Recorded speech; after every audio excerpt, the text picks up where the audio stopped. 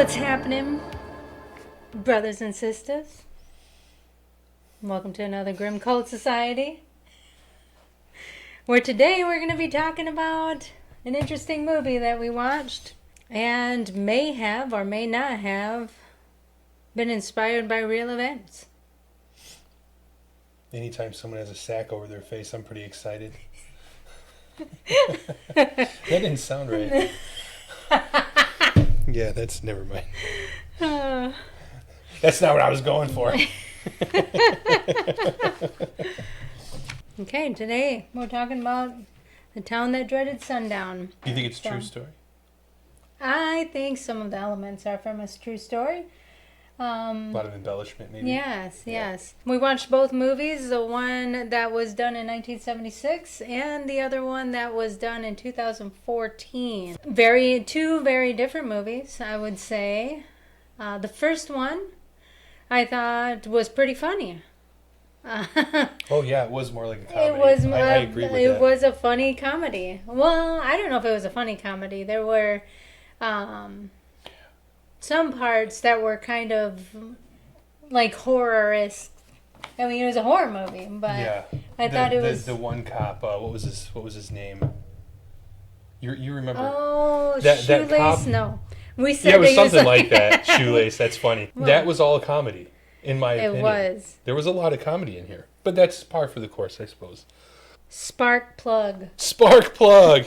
Good old Spark Plug. His name was Spark Plug. And that dude was funny as hell. He was funny. Oh my god.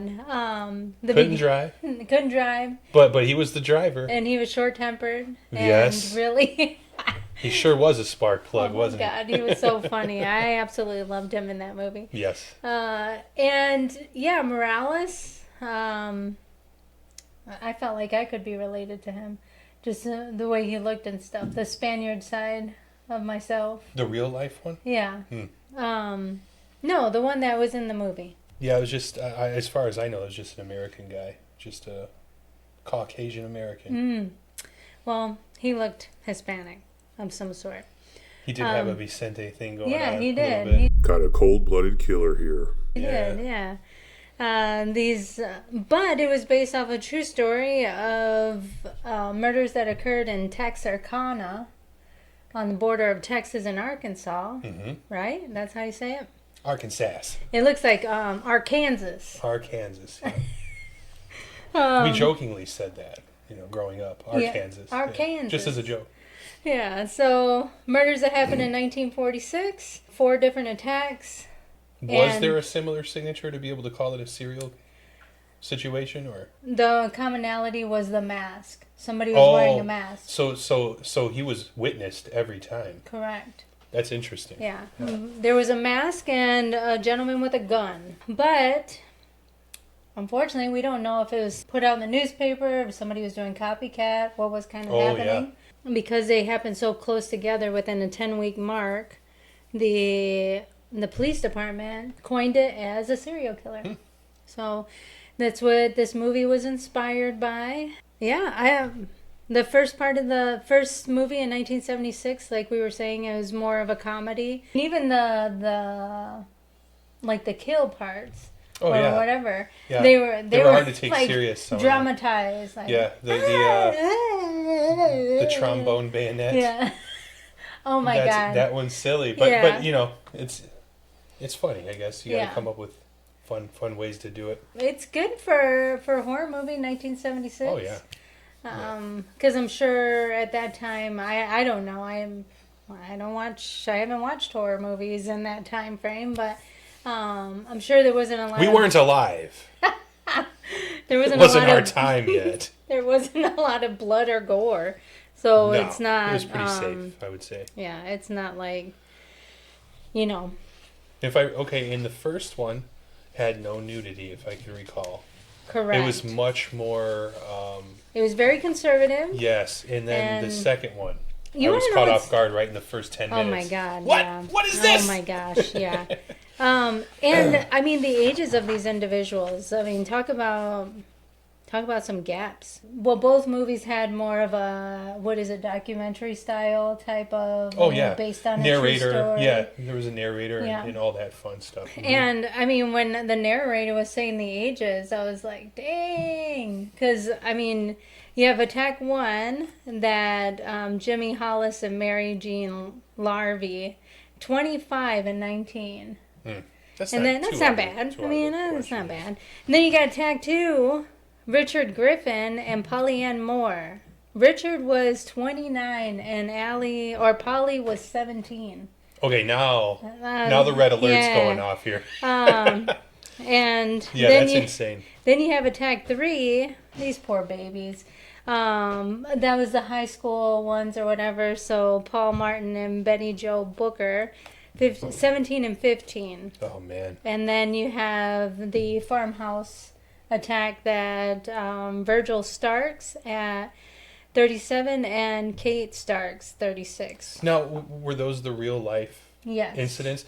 You know, to me, the movie being a horror film, it kind of went with the whole purity trope. Once someone started losing, it seems like he was after anyone who was becoming impure or going to be doing things that were, so I don't even know what word to use, teenager. Kind of. It sounds like there's some adults going on. Some adults, but like the teenager, what is that? Who are sexually active? Yes. Or promiscuous, trying to get there. Right. And most of the first three happened in like a lover's the parking location, which is a trope for horror. Yeah. Because you're a park and spank. Yeah. All of a sudden you're in a dark location by yourself. And, but yeah, the first one was very, very clean, very conservative. And quite a bit more funny. Yeah. Yeah, very. Oh my God, it was so funny. I think it was more funny than like serious. Yeah. But yeah, as we get into like the 2014, much that more one. Serious. Holy crap! I mean, that was an actual horror movie. It wasn't like the first one was comedy. Then when we walked into the second one, I was like, "Holy crap! This is a different movie." Yeah, because it was completely they even changed different. Characters. They did a lot of things. Changed characters. They changed. They kept the trombone death in there. I thought that was funny. Yes. Bayonet trombone. You know what's funny is like that's a made up part of the movie. Yeah. But it's also the most memorable, I think. The girl was actually, that's the younger couple, the 17 and 15-year-old. She was actually a saxophone player. And in real life? In real life. And so there was wasn't used at all. Yeah, and both of them were shot. Well, hey, I mean, you got to keep it spicy creative. For a movie. Yeah, that's weird. Creative. Well, I thought it was funny because the first one... I question the choice, but it's good for a movie. Yeah, the first one he was like really struggling to like tape it on there. He's like, and then, but the second one is just like mysteriously it was there, and it was like, yeah, like with his half-hearted attempt at actually playing a tune. Yeah. Yeah. So I mean, and the girl. Yeah. That was the first one. He put new meaning to the term "getting her from behind." Yes. Can I say that? Sure, yeah. Okay. Because he got her from behind. Yeah. Oh, snap. With the trombone. Yep. Bladed. Yeah, and the second one, that actually had some like jump scares for me, at least, where he would pop up all of a sudden, and then, I think the one for the military member that had came back to see his lady, she all of a sudden hears something, and then his face hits the window, and I'm like, oh, shit! Yeah. So I love that one. I actually liked it. Yeah. I liked them both. Yeah. I did, for their different reasons. For different reasons, yeah. And the second one seemed to have fully fleshed out what happened. I mean, it was invented, of course, because I don't think in reality it ever was figured out, correct? Correct. It is an unsolved murder. But at the end of that one, was it not two people she knew? Well, that or were those copycats? Those were copycats. They were the copycats. And it was actually... That's right, I forgot about that. A made-up story. So they had made up, I think... But still, there was a resolution. Yeah, for the movie, they made it where this person called Hank McCready... Oh, yeah, that's right. ...had been murdered around the same time. And it was some sort of a vendetta. But he didn't... His murder wasn't publicized like the other four attacks. So the story is that Hank McCready's family wanted revenge because Texarkana didn't care about him enough to give him enough publicity, and his wife's name was Mary. So Mary had built this like vendetta against Texarkana to say Texarkana. Texarkana. Oh my Lord. You got it. Oh my Lord. It makes me want to say it like in a southern voice. Texarkana. Because I feel like I can say it like that. Yeah, but normally, I don't know. Good old Texarkana. But I guess that's why they keep saying, this is for Mary. Because Mary was married to Hank. I was wondering. Yeah. And because Hank's murder wasn't investigated, she wanted revenge, which then her grandkids would then do that revenge. So silly. Deputy Foster, the one which I didn't even recognize at the end when you were kind of like, oh shit, that's the cop guy that was following her. I didn't know that was him. Yeah. But he had said that he basically didn't want to do the murders alone. He wanted somebody to kind of help. Which is why he ended up picking up that Corey kid, because the Corey kid was like, I want to be memorable, but not like being a football person or whatever. Wasn't he eliminated in the beginning? Yes, yeah. He was one of the first. Yeah, he was the first attacks. Scene, correct? Yeah. So how did don't watch this. Yeah. Don't look. Don't turn around. Yes, and then so they ended up finding a local kid who had already passed, and then they used that as Corey's body. They took out his teeth and all this other stuff. Oh gosh, they really went to great lengths, huh? Well, he's a cop. He knows what they're going to look for. Yeah. Okay, so there's that little. Yeah. Yes. Okay. But yeah, the second one I thought was a good horror movie. Yeah. It was a little bit more serious. Yeah. And I found out that, so it was directed by Alfonso Gomez Rejon. And I found out that he actually directed some of my favorite American Horror Stories. Oh, so he did a few episodes and actually won. And I like that. Those are all pretty good. He won some awards off of Coven and other episodes within that series. Nice. So nice, well deserved. That series was pretty good. Oh my god, yeah. I love American Horror Story. Yeah, same. And that might be why Dennis O'Hare was in there. The butler guy. Yeah. What was it, Spalding? You said. Spalding. Yeah. Well, he plays many other characters, but I was like, oh my god, I love that dude. I wonder if there was anybody else in there that we missed who was also part of AHS. But the cop being involved brings me to kind of an interesting thought on the original situation. Could any of that have been? Is it really? Did it really happen? Yeah. It's funny to me that there's this like rock star sheriff involved. Right.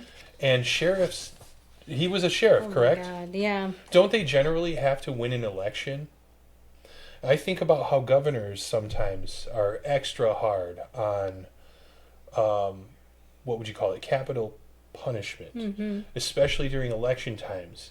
There are those who stick hardcore, like, oh, we're going to make sure that we do that, and we put an end to the really bad guys. And then there are the ones who kind of oppose it a little bit. What if, they have the what if scenario? What if the person isn't guilty? We're sending an innocent person, whatever the case may be. The person who's hard on it, 90% of the time is the winner. Right. Was this guy, now this is a wild one. Well, could he have been the guy? Yeah. Could he have been the bad guy and the good guy at the same time? It's crazy how you just can a crazy speculation. Yeah, it's just you a crazy can kind of conspiracy spin all theory. kind of You conspiracy theories. You could, I think. Because, it was after World War II. Oh, yeah. It was... scapegoats everywhere. Yep. It was at a time that maybe things were uncertain. Soldiers were coming back. Families didn't know how to adjust. And... maybe there also wasn't as much trust in your local law enforcement. There's so many things that could have happened because during the movie, both movies, it was, okay, let's see, we all need a gun. Let's not mention, not to mention the fear-mongering, right? It was like you needed controlling a gun, the whole you needed community. locks, you needed everything that's going to protect you. You had to stay in your house after curfew. You had to stay in your house after curfew. There was a lot of news going out there saying if you're outside of your house, you could be the next victim. Yeah. So, there was so much that could, from like a propaganda / conspiracy theory aspect. Which I'm surprised. Are there any on the internet? No, I haven't. This should be rife with conspiracy theories. I was looking hard because I was thinking, oh my God, well maybe it was like the government was trying to get more sales on guns, or maybe could have been anything. Yeah. Well, the government. Would the government be trying to get more sales on guns? Well, no. Well, I suppose if the job later was to get them off the streets. Yeah. Yeah, kind of justify a whole nother department, the ATF, for example. Yeah, the sky's the limit. There's so many things. There are, and it is just we're just spitballing here. And we don't believe any of it. No. I just like to play with scenarios. Yeah, and they were all kind of like, gun sales went through the roof, yeah. and all homes had to be protected, and locksmith were so busy, and all this. And it sounded like they pushed it nationwide. Yeah. That was what some of the narrator actually said. Like, this was something that was hitting the newsstands everywhere. And I don't think that that happened that often. Am I right? No. Things weren't just shared from coast to coast. Everything was more localized. Yeah, and I think it was because of the hype that special like Texas Ranger had coming into the investigation, because at that point then more eyes were on it. He was since he was the star, he was the only one speaking about it. So I think it was just a way for. Well, he could control pretty much all of the narrative coming out. Yeah. So maybe your theory of. Looking, was he like up for re-election or something happening? Yeah. Because, for him to be the only one that could speak on the event, and then. And this is 1946. So even if you were born, let's say, around 1946, right now you're in your 80s, and so and you wouldn't have known about this because you were a baby at the time. Right. Now, if you happen to have, if you're 100 now, and you were around at the time, do you really remember it? I'm curious. Yeah. We wouldn't be able to find anybody to talk about this particular story with. So no first-hand accounts. Everything has to be we have to get it all off the internet, and we both know how much the internet likes to tell the truth about everything. Oh yeah. How much of the story that we can find online is actually reliable? Yeah, even if you were alive during that time. You may not recall everything the way it actually went down, because, you're going off of what you remember newspapers saying, or whatever was available to you at that time is what you're going to remember. Right. So the telephone game between communities. Mm-hmm. Did you hear next door that a red this or that drove by, 400 miles per hour? The next town over, did you hear about that green thing that flew by at 1,000 miles an hour? It's just a different element to the story every time. Yeah. Both movies were interesting in their own way. Yeah. And I guess the question is, if something like that happened now with all the surveillance we have and the social media and everything along those lines, would the killer have actually gotten away? I don't think. Maybe I lack creativity. I think it's impossible to get away with many crimes these days unless you are a connected person and it's a true conspiracy. Like, there's multiple people in on it, but you know what they say, two can keep a secret if one of them is passed on. Yep. Like, which means that if as soon as you have an extra person in on any scheme, the chances of that thing never seeing the light of day as far as word of mouth goes, it drastically decreases. A lot of people can't hold it in.